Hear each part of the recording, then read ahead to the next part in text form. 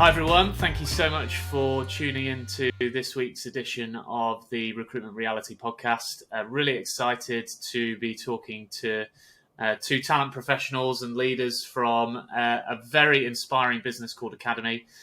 Rather than me give a introduction, I'm going to hand over to, I guess, Max. Do you want to go first? Just give us a bit of background to yourself and Academy, and then we can sort of dive into things. Sure.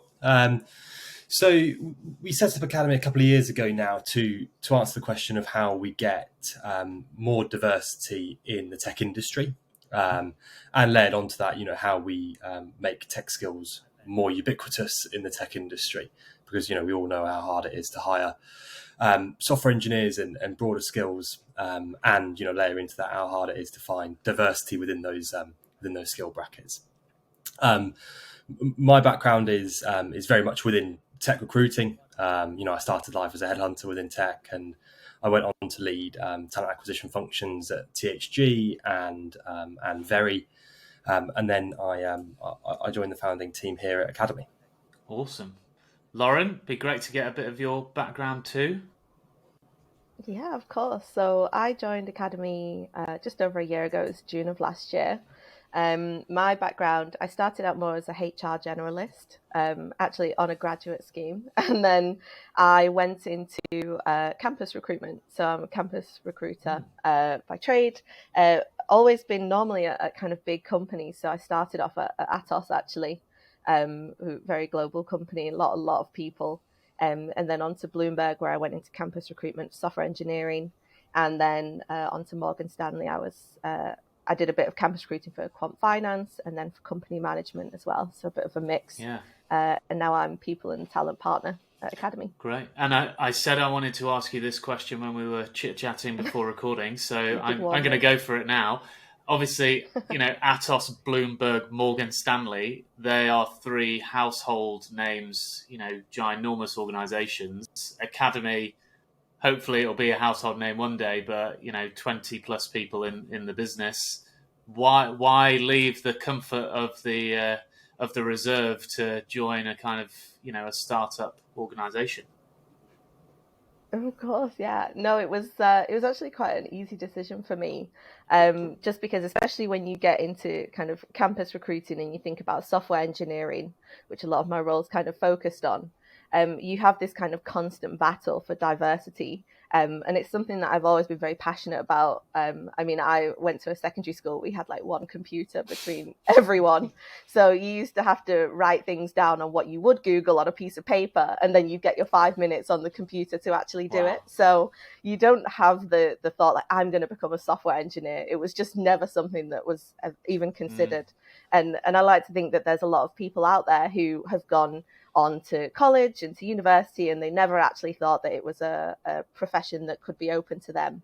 And then you see, when you're a campus recruiter in software engineering, you tend to get a lot of the same applications. Everyone has the same hobbies. They've all done the same degree. Most of them went to the same unis. And it gets quite frustrating. So when I saw Academy and what they were trying to achieve, I thought it was right up my street, because I'm very mission driven. So being able to bring this opportunity to people who didn't think they had it was definitely what tempted me over. Plus, a team of 22, I'm used to a recruiting team of probably more than that. So the fact that the whole company is so small, I knew that hopefully my voice would get listened to. And so far, so good. Yeah, it's basically being able to have an impact on a mission you care about, whereas in a large company, those two things are often missing. It's more a quota than a mission, and it's definitely more a job than an impact. So yeah, great answer. What about you, Max? Obviously, a few big brands in your history. Is it a similar story? And I guess as part of the founding team, what kind of brought all of you together? Well, we used to work together actually at THG. Was the sort of origin story. All right. And V1 of Academy was an internal product for us at THG. We were growing massively at the time, and you're obviously a Cheshire man yourself, but we were answering the question of how do you hire 150, 200 software engineers a year in Cheshire. We're in Northwich at the time. Not the most attractive of locations. Yeah. We were there 5 days a week. And at the time, I'm talking 2016, 2017, a lot of the tech industry was certainly in the Northwest. It was centered around Manchester and Leeds, even, further across the north. And convincing people, to come to Northwich for 5 days a week, to a little known brand was quite tough. We built big graduate recruiting operations, going out to the top computer science schools. But then we got very, very interested in how we can make our tech teams represent our customer bases, in the diversity makeups, and realizing very quickly that, the computer science schools didn't have the requisite diversity within them. And we were filled with very, very high quality graduate talent from all different career backgrounds. And some of those people from different career backgrounds wanted to be software engineers.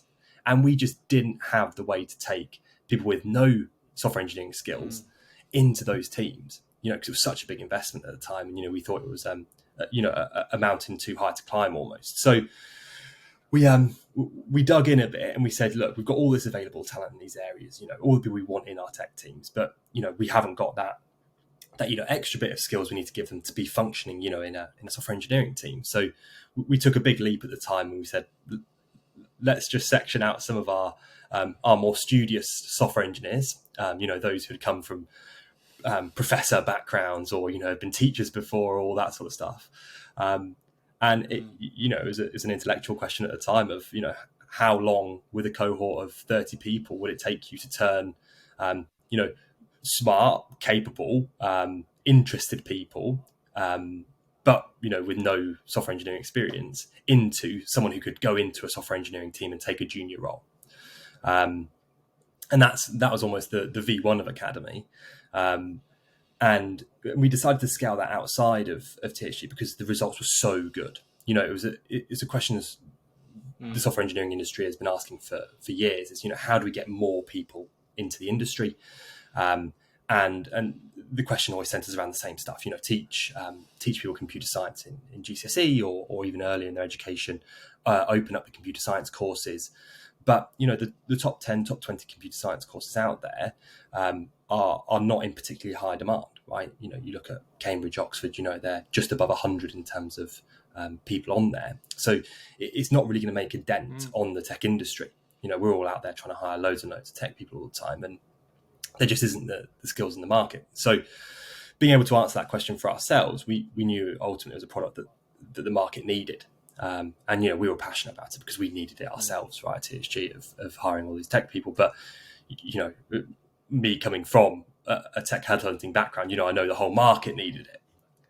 And there was something about doing the right thing for the industry as well.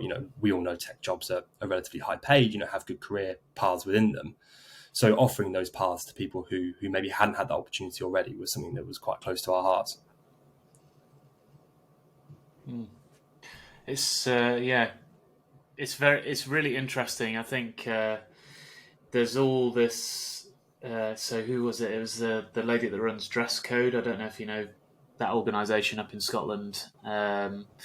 She's like an after-school club trying to get girls into coding. Basically, it's an amazing organisation. And she was at Glasgow Tech Fest talking about how the number of applications to computer science has decreased in the last 15 years. It's insane to me that is the case. And I think it's mainly because of the accessibility of the courses and actually the application of them. Like a lot of the stuff you learn in a computer science degree becomes irrelevant 2 minutes later when, somebody's working in a new language or whatever. But then the difficulty for like junior talent is how then if they don't go to university, do they get actually certified as an individual other than just building your own app and getting on GitHub basically. So it's a really interesting challenge that I'm sure has not been easy to solve. What kind of organisations are using Academy at the moment? So we're working with quite a mix of organisations, and they're organisations that tend to be in two main camps. They're organisations that across both of those camps are hiring lots of tech people and scaling. But they fit into two main buckets. They're either startup scale up. We're hiring their first into a team of 5 at a minimum. First couple of software engineers, or they're much larger corporates where they're very interested in diversity. They've got a big tech team, and they're really looking for ways to increase diversity within their tech teams, and answer a question. How within a specific skill set can we get lots of junior talent within into the organization, with a mix of backgrounds and a mix of skill sets. So it was building through that way. Okay. A big mix. Sorry, go on, Lauren. There's a real mix of industry as well. And I think that's really important for us as Academy as well, because we take grads from all different degree backgrounds. So you can imagine they all have particular passions that they then want to carry on into their future career. So majority of grads are always straight into we want green tech. It's a very popular industry, and luckily growing. So lots of opportunity there. So thinking about like a company like bike share schemes and those types of things. But then, of course, the fintech, that we went through a massive period, of course, where it was very pop culture to get into to trading and to kind of crypto. So a lot of people come in and they're like, I'm quite interested in fintech and carrying that forward as well. So we're quite fortunate that a lot of the companies we've worked for so far, they offer a real range of choice for our grads towards the end as well. Yeah, crypto not so much at the moment. No, fallen out of favour. Yeah, slightly. But I don't know whether that'll come back or not. But yeah, there's a lot of memes on Twitter about crypto boys at the moment, which I find very amusing. Very much back to earth. But green tech, the whole planet needs it. Sure. Yeah, absolutely. The pyramid scheme has finally fallen. People have figured it out. Maybe. Anyway, I'm not shooting anybody in crypto because that is just a bad idea for me. So, and in terms of just, I guess, moving on to sort of how you go about encouraging this diverse pool of talent and applications, how are you actually reaching these different types of people, and even getting the idea of working within tech into these individuals that typically just they've not even been educated about the opportunity to do it, or maybe they've been fleetingly educated about it but without any sort of serious backing up or intent? How are you getting in front of those people and then getting them into Academy? Yeah, of course. So it's a real mix of methods at the moment, to be honest. And we have a great hit rate, from just word of mouth as well. People who've been on our course who then recommend it to their friends, or, sometimes you'll reach out to someone and they'll be like, oh, I'm not interested, but I know a friend who's actually really interested in getting into it. And then you'll kind of go down that pathway of referrals, which is actually really good. We do try to kind of reach out to societies. Our pool obviously is incredibly wide because you can come from any degree background as long as you have an interest. So really we could be messaging everyone in the UK to see if they're interested. But thinking about maybe societies where they might have dabbled in it, or, such as women in business societies, where they understand the importance of tech and the impact it has on a lot of different industries. Because of course the media sometimes has kind of painted this picture of software engineering as kind of one tone, people are in the back room in the dark kind of coding away. Just exactly absolute rubbish. Exactly. Whereas it's so collaborative, it crosses over kind of every industry you could imagine, and it really does open up a world of careers to you. So they're obviously kind of the easy wins, the people who already have a good idea of kind of the impact that tech has, and that it doesn't really restrict you in terms of which direction and industry you take your career. But yeah, so doing sessions with societies, I know we have a kind of starter session that we can run with them, like how to build a chatbot that is perfect for people who've never done coding before, and engaging with them that way. We're hoping to make it to some careers fairs as well over the next year. But which career fair do you go to? We could go to all of them. Yeah. Well, it is tough to choose. And what just out of interest on the type of people that are joining, what's the split of just graduated versus, not graduated versus, graduated 10 years ago, went into accounting, decided they hate accounting and have now gone, do you know what, it'd be pretty cool to be a green tech developer. Is it all in one similar cohort, or do you get all sorts? Oh yeah, we pride ourselves on our mix of people. Yeah, sure. Go on, Max. So it is a good mix. I mean, we focused our outreach, right, because we have to segment the market to be able to talk to a certain mix of people about it, albeit it's a massive market. Yeah. To say, well, we'll go people who have just graduated this year up to someone who has got 2 years of work experience. But outside of that, we've had people who haven't been to university, that have come through community initiatives we've done or through referral, and we've had a couple of people who we'd consider retrainers, 5+ years of experience within teaching, say, or another industry, and they've come onto the course. Mm-hmm.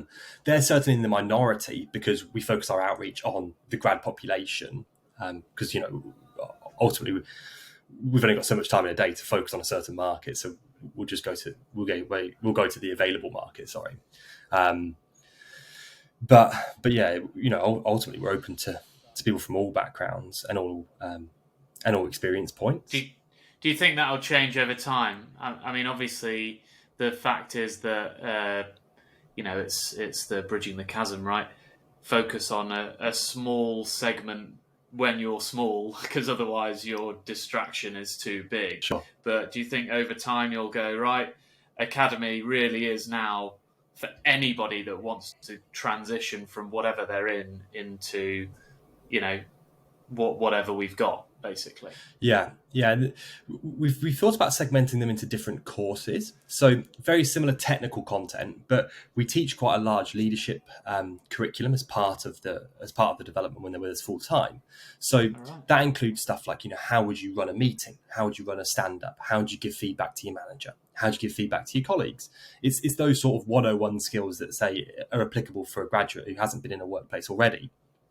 But there's an opportunity to, say, the population who have just come back from maternity leave or are career changing, after being in the workplace for 5+ years, where you could really do, rather than a 101 of workplace skills, you could do, almost like an MBA level of professional development within that, on top of the technical curriculum.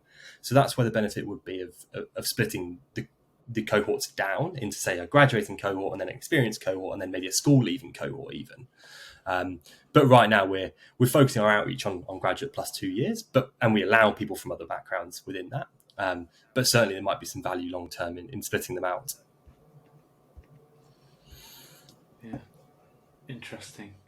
And so I guess final kind of questions just on Academy, and then it'd be good to know how you're selecting these people and stuff. But once somebody is selected, I think the listeners would probably like to know exactly how does it work. What is it a boot camp? Is it a 6 months placement? How does it work in partnership with the companies you're working with? I'll make a start on it, Lauren, if you want to chip in at any point. So it's kind of bootcamp 2.0 is how we look at it. So we teach a TypeScript-based technical curriculum where we'll do full stack software engineering within a 4-month period, and they're with us for full time within that 4 months. And no secrets, it's pretty intense for that 4 months, right? We're taking people from little to no experience to at the end of it being able to function within a software engineering team or squad. And the curriculum is pretty broad, right? Covers everything from front end, back end databases. But as I mentioned before, a good part of the curriculum is how to work within a functioning software engineering team. How to work in an agile squad. How to run those stand-ups and that sort of stuff. So they go into a workplace at least knowing what they don't know in software engineering, but they understand the cadences of a workplace. But to your point on timelines, we do some pre-work before they start with us. Part-time for 6 weeks. Up to 5 hours a week. Then they're with us full time for 4 months, and then after that, they go on to be placed at their roles permanently. Within the companies they go on to join, and we have sessions after that with them, but much more on a personnel development side. Because they'll go into a range of different teams in different technologies and contexts. Amazing. And are they getting a certified, is it an academy certificate at the moment? And I guess what are the plans to, you're going to partner with some sort of institution, which always, it's kind of counterintuitive. Like, why does it really matter if the content is amazing? But at the same time, a lot of employers are like, oh, well, blah, blah, blah. We need a certificate, which makes no difference to how good the person is. But how does that work at the moment? So we give them, they graduate from academy and they get an academy certificate as it stands. But we've stayed away from accreditation because of the pace that accreditation moves at. So because we're teaching a pretty broad curriculum in 16 weeks, it's very difficult to find appropriate accreditation for that specifically. We could find accreditation for certain modules within that. But we haven't found much value within that. Certainly what the tech industry is calling for is skills and diversity, and we can provide that. And it's almost a hark back to the archaic ways of education in accreditation. Yeah, that's interesting. And I think the thing is, you're providing broad, diverse skills and diverse talent. It's then, once they're in the organisation, for them to specialise within one work stream is basically what we're saying, right? So the whole idea of, getting certified in everything doesn't really make sense. It's actually just about supplying the talent that can then have the potential to go down a specific route, right? Am I understanding that correctly? Yes, most definitely. Good. Thank goodness for that. And then just one thing I'm just really curious of. So I know that you guys are think I'm right in knowing that you're a certified B Corp, which is amazing, especially for such a young business. How does that manifest itself in your sort of day-to-day business? And that's just complete personal intrigue, nothing to do with recruitment. But what does it actually mean to the company? So we went down the B Corp certification route because we know we were setting up the business with a strong social mission to start with. It wasn't a marketing add-on at a later point where we had to adjust a load of things to get within the B Corp framework to then say, hey, everyone, we're doing good socially. So, structurally, we're doing the right thing for the scholars and learners who join us, and also, because we were set up by people, with talent and people backgrounds. We've always had a pretty we've always been pretty on top of how we manage our organisation ethically. So for us, it was quite an easy process, to go through the certification, go back and forward, share some of the things we were doing because we're pretty much within frame for B Corp. And honestly, it helps to keep us true on a couple of decisions. Are we doing the right things ethically and that sort of stuff? But really, the benefit for us is being a part of the broader B Corp network.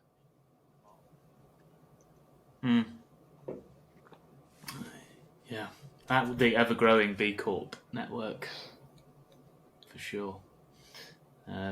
Okay, cool. So moving on to sort of process and application and how people actually get through, I'd be really interested to hear from such a broad church of individuals how you go, okay, well, these are the applications we've got and these are the people that we believe have the potential to succeed through an academy process. How do you go about selecting them? I guess, Lauren, maybe that would be good to start because that's your bread and butter, surely. It is indeed. Yeah, sure. So we have quite a few stages for people to get through, but hopefully all enjoyable. So people tend to, first, sometimes it's a case of, especially if it's through our outreach that we've managed to connect with them, it starts off with more of an informal chat about getting into tech, the reality of kind of the course and what's expected. And then the opportunities that we can hopefully provide afterwards, as well as helping them to kind of prepare to enter the workforce. And then once that decision's been made, okay, they know what they're then entering into, that's when they'll really start the application process. So it normally starts with a we use Thrive at the moment, a psychometric testing platform. And it's kind of gamified, so it's not your usual, kind of black and white clicking through. It's actually, touch wood, more enjoyable than the usual ones. But it looks at kind of logical reasoning, dealing with ambiguous data, dealing with kind of structured thinking, as well as some more kind of personality side of things as well, some traits. But what we don't do is we don't reject or progress based solely off Thrive. Instead, we use that in conjunction with our interview. So anything that they may be scored slightly lower on, we actually then just delve into more during the interview. And we don't want to make any kind of, we want to keep a fair interview process. And that means we need to be 100% sure that the results are indicative before we make the call on rejection. So then during a one-on-one interview with someone, either myself or Max from the recruitment team, we'll kind of delve more into that, asking, kind of around a bit about their background, why it's always interesting to know why they picked the degree that they actually did, and then where their interest in tech has come from, thinking more about kind of the realities of it, dealing with kind of multiple tasks at the same time. Also stress management as well, as Max said, we're an intense course. So do you know how to unwind and switch off, and the importance of kind of work-life balance is always an important one for us as well. Thinking about logical reasoning.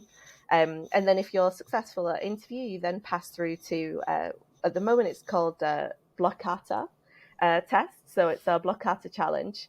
And this is a block coding challenge. Luckily, they're given some time to practice on it first, some practice questions and time to explore the platform. But you essentially use blocks that have different functions to link together to solve problems. So almost coding without needing to know how to code. And that's a 2-hour challenge that they can sit at any point. Yeah. And they answer as many questions. Can they pause halfway through, or is it 2 hours? Literally? No, but we do have extenuating circumstances, extra time if people need it. But yeah, so you answer as many questions as possible. They kind of vary from easy, medium to difficult. And we ask people to just try out a range within those 2 hours, and they submit their answers. And then whose software are you using for that, Lauren? So that's our own, actually. So our tech team built that as a way of just testing kind of technical ability. Because of course that's a big challenge, is how do you test for technical ability when no one's ever covered it before? Yeah. So I mean, we've had good feedback on it. It's definitely a challenge, as is in the name.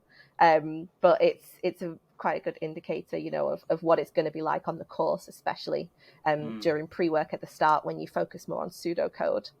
And then if you're successful at the challenge, the final stage is our nano day. And that's a 1-day kind of mini experience of the course. So you get to meet faculty and they kind of take you through, at the moment we're using a platform called Bubble, where you it's a no-code web app building service. Yeah. Similar to Zapier, right? Yes, yeah, exactly. So they get to work in teams, they get to do some leadership development, peer-to-peer coaching, and it really just does give them a taste of, okay, this is what your day might feel like on the course. How are you working together in a team? How are you presenting to each other and solving tickets? And then thinking about the peer-to-peer coaching and being able to be vulnerable and open up and be able to give feedback to others and to take it on is really important for us. And then that's, as I said, our last stage. And then you'll find out if you're on. Selected or not. And how much of it is, do you think, you selecting versus the candidate deselecting themselves, saying, this is not what I kind of thought it was. It's way more intense. It's harder. Tech sounds really sexy and amazing, but actually 2 hours of doing the same thing, which is what I'd have to do in the real world, doesn't suit me, or whatever. What's the split of you going, no thanks, versus candidates going, I have deselected myself? You'd be surprised, actually. People really enjoy our nano day, especially. I think it's the comfort of knowing that you're going into something where we're very aware of the level that you're at, and we just want you to come along, have fun, and learn something. And most people actually really enjoy that supportive environment. It sounds intense, but we're actually a really friendly bunch of people. So you'll take away learning even if you don't make it. But yeah, it leans much more heavily towards us saying no, thank you. Than people dropping out. It's interesting. I mean, I never think there's a bad outcome if somebody's deselected themselves from that kind of process, because it actually just means Yeah. you've got the right process in place to get the right people on the course. Yeah. So by no way is it a criticism. If a candidate puts their hand up and says, "Guys, this is not for me." Yeah, learning to code is a completely different way to say you're doing an English literature degree. Absolutely. It's chalk and cheese. So it's definitely a wake up call for a few people. But that's why we do Nano, so that they really get a taste of this is what your day to day might look like. And how long does that process take, Lauren, from start to finish? It tends to vary because, of course, sometimes we have to step it up a little bit depending on cohort and intake size. But on average, you can usually get through the process in about, I'd say, about a month and a half, a month, depending on how lucky you get. So we tend to run, when there's high volumes, we tend to run Blockata maybe twice a week. And then we tend to run Nano once we've got enough people to go on it. So it depends, you might get lucky in Nanos the week after you pass Blockata, or you might have to wait 2 weeks. So it averages at about a month and a half. Right, that's interesting. It's quite a long process, isn't it? But I guess the juice is worth the squeeze as such. So yeah, we've got to be sure. Makes sense. Yeah, totally. Yeah. Because especially because you're employing them. That's right. I mean, and the investment from our side is, the candidate proposition is great. It's like, hey, we will not charge you for the training, and you don't owe us anything at any point. And also, we'll give you a grant whilst you train, so you can live. And it's not a huge amount of cash, but that's quite an attractive scheme, versus say the boot camps in the market that are £8,000 to £10,000 to go on. We're offering people a free education and some living money whilst they're doing it. Yeah. And how does that work, Max? Because I didn't really understand grants, etc. before. Once you're selected, I'm an individual. How do I make my way through? And is it like means tested grants, or is it everybody gets the same? How does that actually work? So currently it's not means tested. We're going to play with means testing at a later date, but we target ourselves to have a good percentage of the cohort come from low socioeconomic backgrounds. And that means, say, you've just graduated university, you probably haven't got a load of money like a lot of students have. And ultimately people have to pay rent, they have to eat, and they're not earning whilst they're training. So our thing was, we didn't want to exclude that cohort of people from learning. So what we said is, no charge for the education, as I said already, but we said, well, we'll give everyone just under £1,000 a month for the 4 months they're with us full time. And, at the end of that 4 months, we match them with an employer partner, and then they go on to full-time payroll with that employer partner and, earning a salary after that. Amazing. And what percentage of people that come through end up getting employed? I can't think of anyone who is currently unemployed. I don't know, Lauren, if you want to check that, but most of them end up in the tech industry. Yeah, sure. So it's a mix between people who go through our partner companies who have then found their own roles as well. Right. Okay. But so there's kind of multiple different routes. I thought that when you asked the question earlier to Max about, okay, what's the process? Because I was like, oh, well, some of them actually end up in employment before they started studying with us, because companies have come and they've pre-selected. Some people get to the end and then they interview with partner companies and they go to them. And then there's a group of people as well who then take our career advice and our CV help and interview prep, and they find their own roles. So there's kind of multiple routes into work through us. But everyone normally 100% placement, basically. So I think it would be really interesting. Obviously, you're quite a young business, and we get asked this all the time about retention. It's like, oh, can you give us the retention stats? It's like, we've been around 2 years. Like, it's difficult to turn around and say, oh yeah, you got a 100% retention for anybody interviewed through Willow across a 5-year period, when some clients have been using us, or most clients have been using us less than a year, or whatever, the highest proportion. It'd be really interesting to get a stat of like how the people that you've placed have progressed over time, how many promotions they've had, all of that kind of stuff. I'm really excited to see what those look like in sort of 2 to 3 years time for you, where it becomes more meaningful. What's two final questions? First one is what is the biggest sort of challenge that you are facing, either candidate or partner side at the moment? What's the hardest thing for you right now? I think at an overall level, it's getting partner companies to take the first step is probably the hardest part at the moment, because we know from our experience the outcomes of hiring these types of people, and people who've been through these sorts of learning programs and the outcomes you get. It's very difficult in quite a saturated people industry to tell people about the outcomes you get from hiring our scholars, because there's lots of companies out there giving quite a similar message, with varying results on the back end. So what we've found, once people have hired a scholar, a couple of scholars even, they're coming back at a 6-month interval. once people are bedded in a bit, they're coming back at a 6-month interval and saying, these people are great, how do we get more? And it's more. It's that first step that's the biggest challenge. So now, obviously, we're at about a 100th scholar or so, and our longest standing scholars now started from our first cohort, they started their workplace perm roles in May of last year. So they're coming up to, say, 16, 17 months of work experience. We're starting to do more and more of connecting, new potential customers with customers that have had people in their orgs for that long. I'd agree. It's definitely breaking the stigma.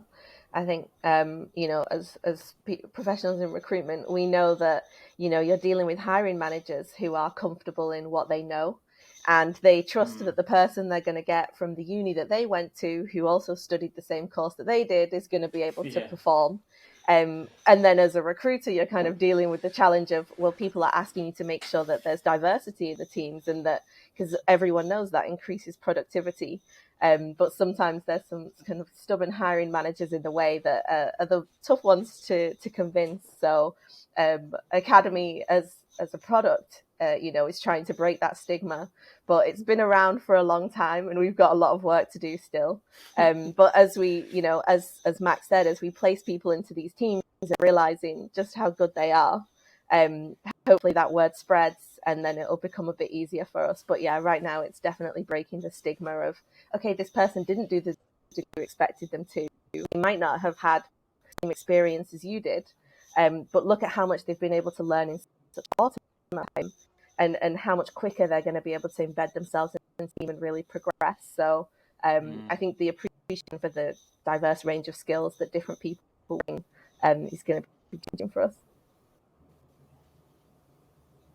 And I think it'll be a network effect over time, won't it? Because the more people you place that go on to be successful, the wider the how did you get into tech question is. The more people answer Academy, the more credibility you get. So it must be a real challenge to get that credibility across, because you're doing amazing things already, but not enough people in the market showing that those amazing things are happening, and the two kind of have to happen in tandem. That's right. It must be an interesting challenge. Yeah, and I think we'll get the McKinsey effect as well, right? Because we select people for.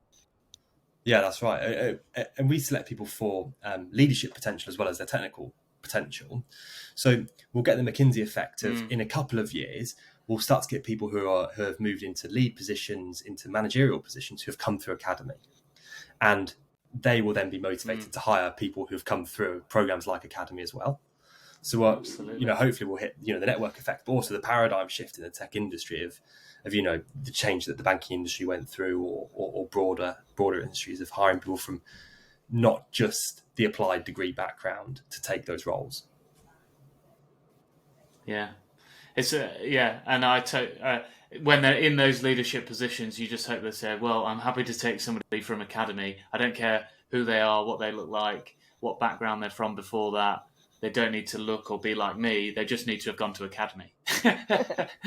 And that, that's all that matters. So fingers crossed that happens. Final question then for each of you. It would be great to get just a final tip for either hiring managers in the space, partners, etc., or people in a similar position to yourselves, or a candidate. Appreciate I only told you at the start that I was going to do this, so you've not had that much time to think. But who wants to go first?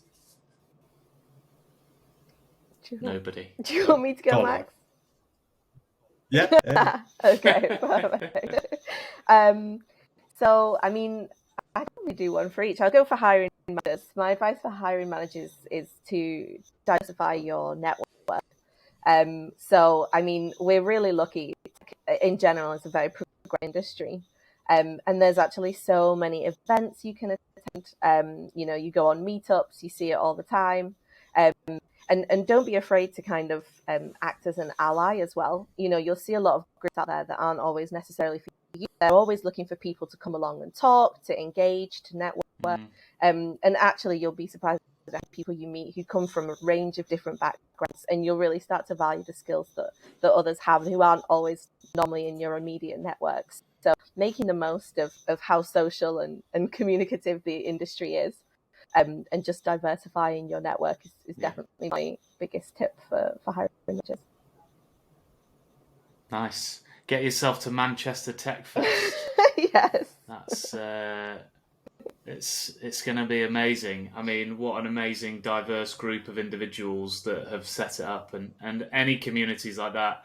You just have to look for them, I think, as a hiring manager, and it's very easy to just fall into that sort of repetitive zone of doing the same thing and expecting a different result. So, which is the definition of insanity. Yeah. Cool. Great advice, Lauren. Thank you. Max, over to you. Pressure's on.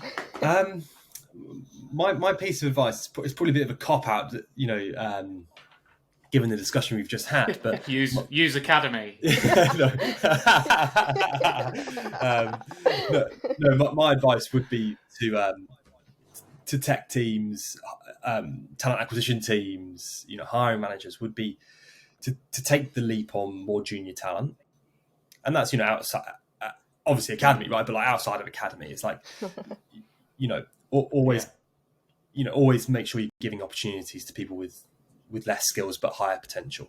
Always pays off. Yeah, I think just in general across any role, doesn't even need to be tech at the moment, when talent is low, the one talent pipeline that you can mold and has ultimate potential is entry-level talent or retrainers or whatever, just people that are starting in your industry. And if you're closed-minded to that, you're just going to slow down whilst others speed up. And I think, I worked in graduate recruitment for 11 years, assessing 30,000 graduates a month, and don't get me wrong, it's like it is really hard work to get somebody up to speed. But the fact is, once they're up to speed, they are molded to your business, and they'll be better than anybody that you could hire with the kind of, preconceived idea that because they've done it somewhere else, they're going to do it your way where you are. It's just a completely different opportunity. So totally good advice, and one that I totally agree with. Well, thank you so much. If people want to get in touch with you, what's the best way to sort of inquire to Academy or drop either of you a message, email? What's the best way to get in touch? So, both of us are on LinkedIn. Or if you're more comfortable on email, we're just first name at academy.tech. Awesome. Well, thank you so much for coming on. It's been great to talk to you both. Hopefully you've enjoyed it too. And yeah, that's it. Thanks very much. Make sure, if you're listening, don't forget to subscribe.